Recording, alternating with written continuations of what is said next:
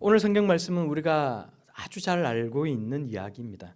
가나 혼인 잔치에서 물이 변해서 포도주가 되었고, 이러한 일이 일어나는 과정에서 예수님과 예수님의 어머니 마리아가 주고받은 그 대화도 사실 아주 유명한 이야기입니다. 혼인 잔치에 포도주가 떨어져서 남은 것이 없다는 그 마리아의 말에 예수님은 그것이 나와 무슨 상관이 있나이까 물으셨고, 너에게 무슨 말을 하든지 그대로 하라라고 마리아가 하인들에게 이야기를 했어요. 여러분, 원래 혼인 잔치의 주인공은 누구예요? 신랑과 신부 아닙니까? 하지만 오늘 이 이야기 속에서의 주인공은 누구처럼 느껴지십니까?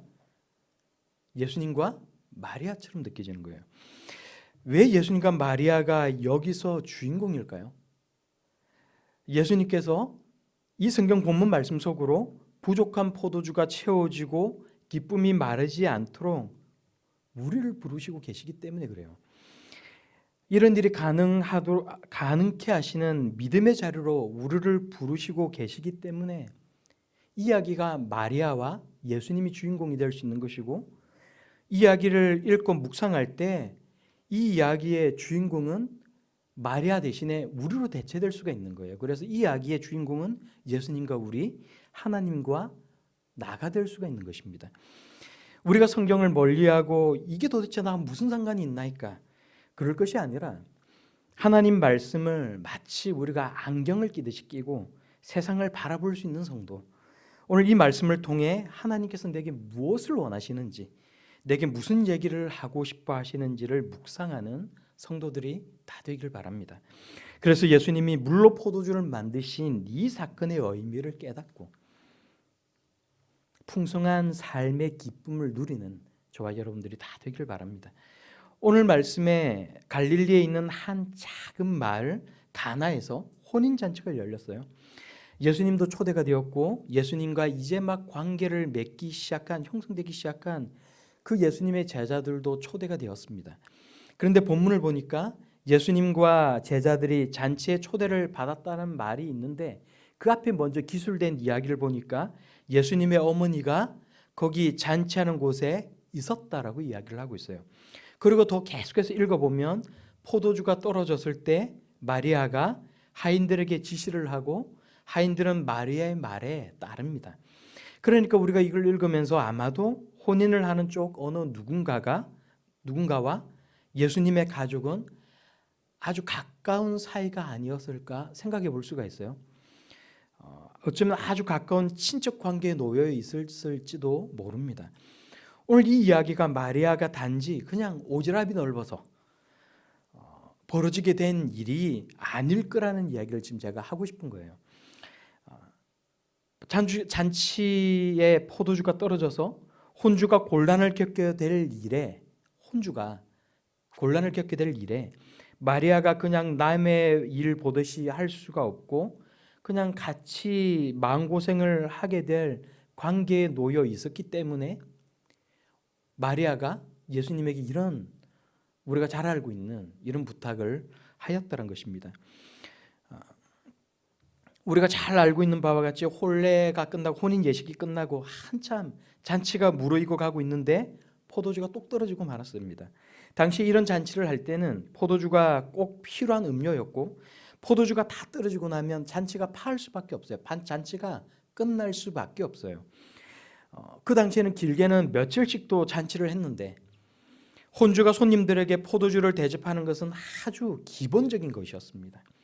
그런데 포도주가 다 떨어져 버렸으니까 혼주가 되었든 도로 간 일가 친척이 되었든 친구가 되었든 간에 모두에게 이것이 얼마나 당황스러운 일이었겠습니까? 마리아가 그래서 예수님에게 말을 해요. 우리가 3절 말씀을 같이 한 목소리로 읽어보도록 하겠습니다. 시작. 포도주가 떨어진지라 예수의 어머니가 예수에게 이르되 저들에게 포도주가 없다 하니. 아멘. 잔칫날에 사람들의 흥을 돋을 포도주가 다 떨어졌다는 겁니다. 마리아가 예수님에게 말을 합니다. 저들에게 포도주가 없다. 저들에게 포도주가 없다. 여러분, 이 말이 무슨 의미인 것 같으십니까? 오늘 여러분들이 이 말씀을 읽으면서 어떤 의미로 여러분들에게 받아지십니까? 포도주를 구해 오라는 말일 수도 있고, 네가 대신 손님들한테 가서 포도주가 다 떨어졌다고 양해를 좀 구하고 와라. 그래서 잔치가 잘 마무리될 수 있도록 도와달라. 이런 의미일 수도 있어요. 마리아가 정말 원한 게 무엇이었을까? 아무리 마리아가 예수님의 어떤 특별한 수태를 경험했고 남편이나 목자들을 통해서 천사의 말을 들었고 선지자들의 예언을 들었다라고는 하지만 아마 물이 변하여서 포도주가 되게 하는 것을 마리아는 상상조차 못했을지도 몰라요. 여러분 그러지 않았겠어요?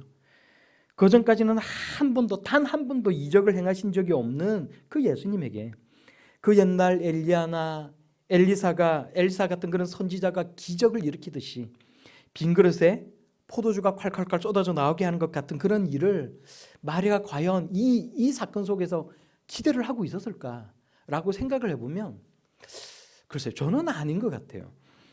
혹시 마음속으로는 뭐 어떤 그런 기대를 하고 있었는지는 모르겠지만 마리아가 했던 말은 뭡니까? 저들에게 포도주가 없다라는 것입니다. 그 말은 혼주도 망신스럽고 축복받아야 될 신랑과 신부도 곤란해지고 이런 잔칫날이 되어서야 마음껏 포도주를 마실 수가 있었던 대다수 그 가난했던 하객들도 흥이 깨어져 버리고 만다는 거예요.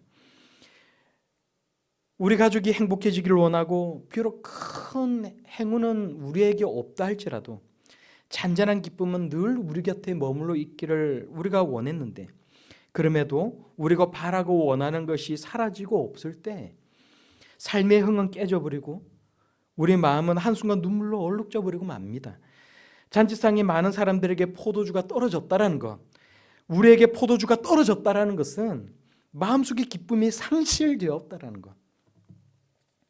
흥척이던 잔치가 끝나고 메마른 현실로 되돌아가야 한다는 것을 의미하는 것 아닙니까? 힘든 세상 일을 잊고 전쟁 같은 생업을 다 뒤로 하고 잔치상에 앉아서 같이 노래 부르고 즐거운 이야기를 나누다가 이제는 냉철한 현실로 되돌아가는 것. 곤혹스럽고 당황스럽고 기쁨을 잃어버리는 것이 우리에게 포도주가 떨어졌다는 것이 가지는 의미라는 거예요. 저는 이 본문 말씀을 읽으면서 그런 생각을 해봅니다.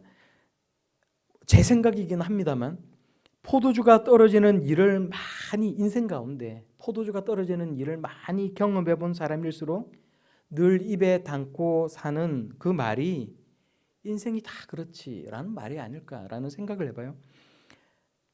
여러분은 어떻게 생각하십니까? 인생이 다 그렇지, 세상 사는 게 다 그런 거지, 뭐 그런 거 아니에요. 포도주가 언제까지나 제공되는 잔치가 어디 있습니까? 포도주는 소진되고 잔치는 다 끝날 때가 있는 거죠. 비유적으로 한 말이지만 여러분 그렇지 않습니까? 그런데 우리 인생 속에서 우리에게 포도주가 떨어졌을 때 기쁨을 상실하고 힘들고 당황스러운 그 사건 앞에서 주님 포도주가 떨어졌습니다. 우리 다 하나님 앞으로 나아가 기도할 수 있기를 바랍니다. 기쁨이 사라지고 우리 마음이 그냥 마냥 우울할 때 오늘 우리가 예배 시작할 때 함께 불렀던 그 찬양의 가사처럼 당신이 지쳐서 기도할 수 없고 눈물이 빗물처럼 흘러내릴 때 주님은 아십니다. 우리의 약함을, 그리고 사랑으로 우리를 돌봐주십니다. 우리가 그 찬양을 함께 부르면서 예수님 앞으로 나와서 도와주십시오. 주님, 제 마음속에 다시 기쁨을 채워주옵소서. 기도할 수 있는 그런 저와 여러분들이 다 되길 바랍니다. 마리아가 정확히 무엇을 상상했고 무엇을 기대했는지는 모르겠지만 예수님이 이 문제를 해결해 줄 수 있다는 것을 믿었다는 것만큼은 분명히 알 수 있는 것 같아요. 여러분 어떻게 알 수 있습니까? 4절과 5절을 보면 예수님께서 마리아의 부탁을 거절하셨음에도 불구하고 마리아는 하객들에게 뭐라고 얘기를 해요? 너에게 무슨 말씀을 하시든지 그대로 하라. 그렇게 당부했기 때문에 우리가 4절과 5절 말씀을 우리가 소리내어서 함께 읽도록 하겠습니다. 시작. 예수께서 이르시되 여자여 나와 무슨 상관이 있나이까? 내 때가 아직 이르지 아니하였나이다. 그의 어머니가 하인들에게 이르되 너희에게 무슨 말씀을 하시든지 그대로 하라 하니라. 아멘. 아멘. 우리가 오늘 이 말씀을 읽으면서 여자여라는 말이 하대를 하는 말이 아니라 그 당시에 그 문화 속에서는 존칭이었다는 것 정도 우리는 이제 그 정도는 다 잘 알아요. 문제는 이 마리아의 어머니의 부탁에도 예수님이 지금 거절하고 계신다는 것입니다. 여기서 나와 상관이 없다는 그 말씀을 하시는 이유는 뭐예요? 아직 내 때가 이르지 않았기 때문이라는 것입니다. 잔칫날 포도주가 떨어진 것을 예수님이 해결해 주는 것과 그 포도주가 떨어지는 것을 해결해 주는 것과 예수님의 구원 사역과는 아무런 상관이 없기 때문에 이 문제에 개입하지 않겠노라 예수님께서 말씀하시는 거예요. 분명한 건 예수님이 지금 마리아의 부탁을 거절하고 있다는 것입니다. 그런데도 마리아는 하인들에게 뭐라고 얘기를 해요? 너희에게 무슨 말씀을 하시든지 그대로 하라. 거절을 하셨음에도 불구하고 무언가 해주실 것이라는 것을 믿고 기대하고 있어요. 분명히 이 문제를 나 몰라라 하지 않을 것이라는 신뢰를 가지고 있는 것입니다. 하인들에게 지금 말을 하고 있지만 동시에 여전히 끈질기게 예수님에게 부탁을 하고 있다는 거예요. 쉽게 변하지 않는 신뢰가 마리아의 마음 가운데 있었다는 것입니다. 무슨 말씀을 하시든지 그대로 하라. 그것이 무엇이 되었든지 간에 재고 판단하고 하니 하지 못하니 그러지 말고 그대로 하라. 이게 마리아의 믿음과 기대인 것입니다. 여러분 우리도 다 그럴 수 있기를 바랍니다. 저를 향해 늘 선하신 주님, 주님의 긍휼하심을 제가 신뢰합니다. 설령 저대로 포기하라 한다 할지라도 거기에 지금 저에게 최선인 것을 믿습니다. 이것이 저와 여러분들의 믿음과 기대가 될 수 있기를 바랍니다. 내 마음에 드느냐 수긍할 수 있느냐로 판단할 것이 아니라 하나님을 변함없이 신뢰할 수 있는 우리 모두가 다 되기를 바랍니다. 마리아의 이 마음을 가지고 주님 앞으로 나아가서 하나님 말씀 그대로 따르며 사는 성도들이 다 되기를 소망합니다. 그런데 하나님 말씀대로 살기가 사실은 참 쉽지가 않아요. 하나님 말씀에 우리가 아멘이라고 말하기가 쉽지가 않습니다. 예수님이 하인들에게 더 정확하게는 하인이 아니라 일꾼들에게 하신 말씀이 뭐예요? 6절에서 8절까지 말씀을 우리가 다시 한번 읽어보도록 하겠습니다. 6절에서 8절까지입니다. 시작. 거기에 유대인들의 정결 예식을 따라 두세 통 드는 물 항아리 6이 놓였는지라. 예수께서 그들에게 이르시되 항아리에 물을 채우라 하신즉 아귀까지 채우니 이제는 떠서 연회장에게 갖다 주라 하심에 갖다 주었더니. 아멘. 유대인들은 정결 예식을 따라서 음식을 먹기 전에 항상 손을 씻어요. 이제 부정한 것을 다 제해버린다는 의미를 가지고 있어요. 예수님이 하인들에게 말씀하실 때 그런 부정한 것을 다 씻어버리기 위한 그 용도로 쓸 수 있는 큰 돌 항아리가 몇 개요? 6개가 거기에 놓여 있었다는 것입니다. 예수님께서 말씀하시기를 돌 항아리 6개 모두에 물을 아기까지 가득 채우라. 그리고 이제 떠서 연회장에게 갖다 주라 말씀하십니다. 여러분 이게 시키는 대로 하기가 쉬웠을까요? 아니면 어쩌면 그 가운데 누군가는 그 하인들 중에 누군가는 이제 포도주는 다 떨어졌으니까 그냥 떠주는 물 한 잔 마시고 정신들 차리고 대구로 안전하게 잘 돌아가라. 이제 뭔가 이런 메시지를 전하기 위해서 예수님께서 지금 이런 일을 하시나? 뭐 그렇게 생각하는 일꾼이 그 가운데는 있었는지도 모르겠습니다만 사실 이게 시키는 대로 하기에는 굉장히 의아한 그런 말씀 아니에요. 그런데 그럼에도 불구하고 그 이해할 수 없는 그 말씀을 그냥 시키는 대로 해서 일꾼들이 연회장한테 물을 떠서 갖다 줬다는 것입니다. 일꾼들은 어차피 일당을 받고 그냥 그날 시키는 대로 일만 하면 다 된다라는 그런 생각을 가지고 있었는지는 모르겠지만 이렇게 예수님 말씀을 그대로 따랐던 이 사람들의 모습을 오늘 이 성경 말씀이 우리에게 보여주는, 우리에게 들려주는 이유가 여러분 뭐라고 생각을 하십니까? 어찌 보면 우직하게 보일 수밖에 없는 이 일꾼들의 모습을 우리들에게 성경이 보여주고 있는 이유가 여러분은 무엇이라고 생각하십니까? 그게 바로 우리의 이야기여야 하기 때문에 마리아의 믿음과 기대도 마리아의 당부와 예수님의 말씀을 그대로 따른 이 일꾼들의 그 우직함도 바로 우리 이야기여야 하기 때문이라는 사실을 여러분 놓치지 마시기 바라요. 6절의 돌 항아리가 무엇을 의미하는지 여러분 그런 게 중요한 게 아니에요. 근데 꼭 보면 이 돌 항아리가 무슨 의미를 가지는지를 이야기하시는 분들이 계세요. 저도 생각을 해봤어요. 6개의 돌 항아리가 가지고 있는 의미가 뭘까? 정말 중요한 것은 이 하인의 모습, 마리아의 이 믿음과 기대, 이런 것들을 우리가 따라야 되는 것인데, 그렇다면 이 6개의 돌 항아리가 우리에게 의미하고 있는 것은 뭘까? 사실은 이것을 신학자들은 이게 전혀 중요한 게 아니다라고 이야기를 하지만,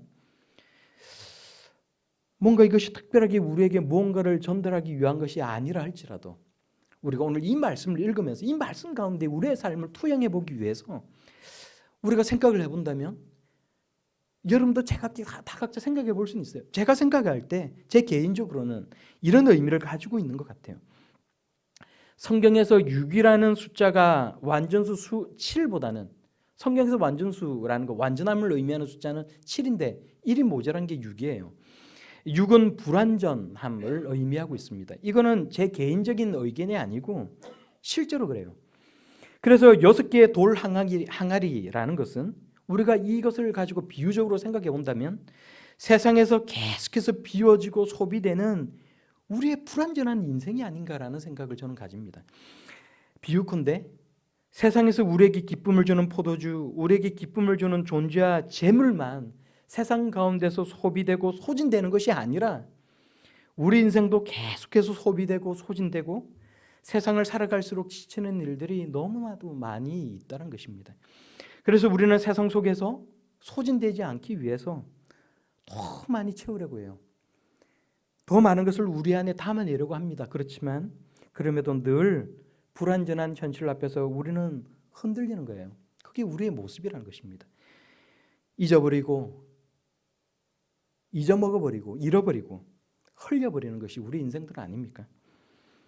그렇지만 예수님께서 말씀하시기를 물과 성령으로 거듭나지 않으면 하나님 나라에 들어갈 수 없노라, 우리 예수님 말씀하셨는데, 돌 항아리에 물을 붓듯이 예수님을 믿어 회개하고 성령으로 우리의 심령을 채우면 우리의 내면이 변하고 우리의 인생이 변하고 우리의 신분이 변화된다는 것입니다. 죄인이 하나님의 자녀가 되고 풍성한 잔치 인생이 될 수 있다는 거예요. 인생은 원래 불완전하고 허망함만이 남는 것이라고 늘 사람들은 말하지 않습니까? 그래서 사람들은 뭐라고 얘기해요? 인생은 나그네 길이라고 이야기를 하고, 인생은 미완성이라고 이야기를 하고, 인생은 허무한 것이라고 노래합니다. 그렇지만 인생의 빈자리를 예수님과 하나님의 말씀으로 채우면 메울 수 없는 허무와 우리의 그 허망함이 기쁨과 소망으로 채워줄 줄로 믿습니다. 하나님을 신뢰하고 기대하면서 하나님의 은혜를 사모하며 사시기를 바랍니다. 은혜 없어도 살아갈 수 있노라. 여러분 그러지 마시고 물이 변화해서 포도주가 되는 그 하나님의 은혜를 구하며 살아갈 수 있는 저와 여러분들이 다 되기를 바랍니다. 우리가 마지막으로 11절 말씀만 우리가 한 구절 더 읽어보고 예배를 마치겠습니다. 11절 말씀입니다. 시작. 예수께서 이 첫 표적을 갈릴리 가나에서 행하여 그의 영광을 나타내시매 제자들이 그를 믿으니라. 아멘. 오늘 이 말씀을 보면서 우리가 어떤 생각을 해요? 우리를 위해서 낮아지신 하나님, 낮아지신 예수님 아니세요? 그 예수님께서 우리의 간구를 들으시고 계획을 바꾸시는 그 하나님의 모습을 우리에게 보여주고 있는 거예요. 이것이 나와 무슨 상관이 있느냐? 그렇게 말씀하셨지만 우리를 위하여 우리를 향해 낮아지신 예수님께서 우리의 간구를 들으시는 거예요. 하나님의 계획을 바꾸시는 것입니다. 하나님께서 예수님의 구주 되시는 첫 표적, 메시아가 되시는 그 첫 표적, 불완전한 우리 인생을 사랑하신다라는 그 첫 표적을 갈릴리의 작은 마을 가나에서 행하게 하셨다는 거예요. 그런데 그 물이 포도주로 변화되기까지 하나님의 긍휼, 하나님의 사랑에 대한 그 신뢰와 확신이 있어야 나를 위한 하나님의 일하심을 우리가 기대할 수 있는 것입니다. 하나님의 말씀을 믿고 따를 때 비워져 버리고 결핍된 그 돌 항아리와 같은 우리의 그 삶 속으로 만족과 기쁨과 즐거움을 채워주시는 그 은혜가 있을 수가 있는 거예요. 여러분 세상에 우리가 생각을 해보면 내 힘으로 안 되는 일이 얼마나 많이 있습니까? 도저히 변할 것 같지 않은 너무나도 그 단단한, 너무나도 딱딱한 그 현실 앞에 어떨 때는 차라리 빨리 적응하는 것이 도움이 될 때가 너무나도 많이 있지 않습니까? 그런데 오늘 이 성경 말씀은 우리가 하나님을 신뢰하고 하나님 말씀을 따를 때 도저히 일어날 것 같지 않은 변화가 일어난다고 말씀하시고 있는 거예요. 하나님의 말씀을 따를 때 단단한 현실이 풀어지고 논리적으로 도저히 이해될 수가 없는 변화가 시작된다라고 우리에게 말씀하고 있는 것입니다. 우리 삶에 어떤 일이 이렇게 변화되기를 여러분 정말 적용해 볼 수 있는, 이 말씀을 읽으면서 우리의 삶을, 우리의 이야기를 성경 속에 적용해 볼 수 있는 우리가 다 되기를 바랍니다. 성경을 읽으면서 그냥 막연하게 뜬구름 잡는 그런 생각을 하기보다는 하나님의 말씀에 간절한 바람과 소망이 투영될 수 있도록 그렇게 성경 말씀을 읽고 적용시켜 나아갈 수 있는 저와 여러분들이 다 되기를 바랍니다. 이해할 수 없고 설명될 수 없는 일을 받아들일 수 없는 우리 속에 있는 그 불신앙을 밀어버리고 믿음의 길로 한 발 더 나아갈 수 있는 저와 여러분들이 다 되기를 바랍니다. 도대체 어떻게 어떤 과학적인 원리로 물이 변해서 포도주가 되었는지, 도대체 언제 그런 일이 일어났는지 우리는 알 수가 없고 이해할 수 없어요. 하나님이 하시는 일을 우리가 다 논리적으로 설명할 수는 없습니다. 하지만 여러분, 이러한 기적과 은혜가 언제부터 일어났습니까? 우리는 그 시작점을 알고 있잖아요. 마리아가 예수님을 신뢰하고 기대하면서 너희에게 무슨 말씀을 하시든지 그대로 하라 말할 때 이미 하나님은 하나님과 상관없는 그 일을 하나님과 상관 있는 일로 만드시기 시작하셨다는 거예요. 일꾼들이 예수님의 말씀을 따라서 돌 항아리에 물을 부을 때 하나님은 일하시기 시작하셨다는 것입니다. 지금은 예수님이 우리 곁에 계셔서 우리에게 이와 같은 일을 하라고 말씀하지 않으세요. 그리고 우리에게 시키지도 않은 일을 우리가 무턱대고 하는 것은 믿음이 아닙니다. 그러나 하나님의 말씀을 따르는 것이 아무런 기적을 만들어낼 수 없어 보이는 그 우리의 상황, 우리의 삶 가운데서도 우리가 하나님의 말씀을 따를 때 은혜가 시작된다는 것만큼은 분명한 사실이라는 거예요. 우리의 생각과 상식으로는 이해할 수 없는 변화가 우리가 하나님을 신뢰하고 기대하고 믿음으로 순종하며 나아갈 때 그 변화가 시작된다는 것입니다. 그러므로 말씀을 따라 살 것을 믿음으로 결단하는 성도들이 다 되기를 바랍니다. 기도로 우리의 척박한 삶을 옥토와 같은 인생으로 변화시켜 나가는 저 여러분들이 다 될 수 있기를 바랍니다.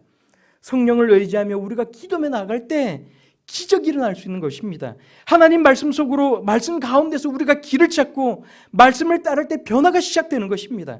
우리 개인의 삶도 변화될 수가 있는 것이고 우리의 심령도 새롭게 될 수가 있는 것이고 막혔던 삶의 문제가 믿을 수 없는 하나님의 은혜로 해결될 수가 있는 것입니다.